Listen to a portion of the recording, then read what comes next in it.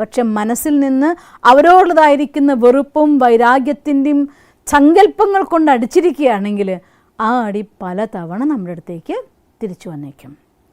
അതുകൊണ്ട് ഞാൻ ഒരു കർമ്മം ചെയ്തു കഴിഞ്ഞ ശേഷം ശരിക്കും നോക്കിയാൽ സെൽഫ് റിയലൈസേഷൻ എന്ന ചാപ്റ്ററിൽ വ്യക്തമായിട്ട് കണ്ട കാര്യമായിരുന്നു, ഒരു ദേഹം മാത്രമല്ല നമ്മൾ, ഇതിൻ്റെ ഉള്ളിൽ ചൈതന്യ ശക്തിയുണ്ട്.